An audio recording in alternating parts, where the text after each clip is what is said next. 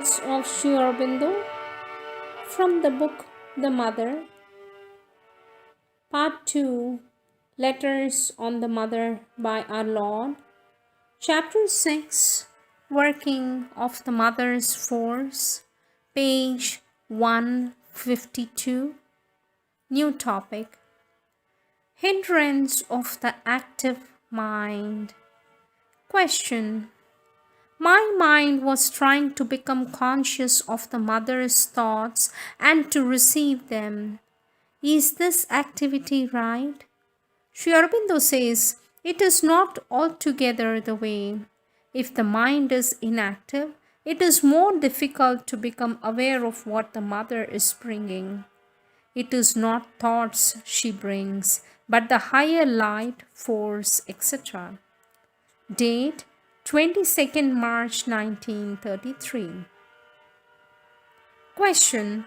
Today I felt the mother filling my head with her light. Was I imagining things or did she really do so? Sri Aurobindo says she does it every time. Only today you not only received but were consciously receptive. Date 8th May 1933. Next topic, understanding of the action of the mother's force. Question. Is it always necessary for us to understand what the mother's force is doing in us for the progress of our yoga? Sri Aurobindo says, plenty of people progress rapidly without understanding what the force is doing. They simply observe and describe and say, I leave all to the mother. Eventually, knowledge and understanding come. Date 17th July 1933. Question. With reference to the mother, you once said, ask for the consciousness of her force. Does it mean that I should aspire to know about her force?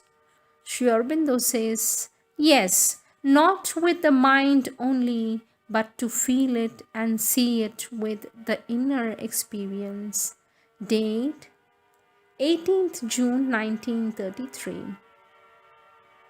Question. Suppose I am in a fix and call down the mother's force which is above me. Now, how am I to know whether or not it has descended? Sri Aurobindo says, by feeling it or the result. Date 26th June 1933. Question. Grant that it has descended and I have started doing my lessons. Could I then order it to guard me from outer influences and simultaneously keep me in complete touch with the mother even when my mind is occupied in some other work? Sri Aurobindo says, you can't order anything to the mother's force. The mother's force is the manifestation of the mother herself. Date 26th June 1933. Question. I am unable to understand how this force can deal with action. Sri Aurobindo says, you think the mother's force has nothing to do with the action, or that is too feeble to act, or what? What is a force meant for but to act? Date 26th June 1933. Next topic, mixture of the lower nature with the mother's force. Question. As to the force, you said it creates its own activities in the mind or elsewhere. In that case, the mind or any other part on which it acts will express only what the force has created. Sri Aurobindo says, that is the ideal condition when the force is the true force only, but there is too much mixture in the nature for that to be possible at this stage of the sadhana. Date 3rd August 1934. Question. In that case, does it mean that what my consciousness feels as the force is not the real force of the mother?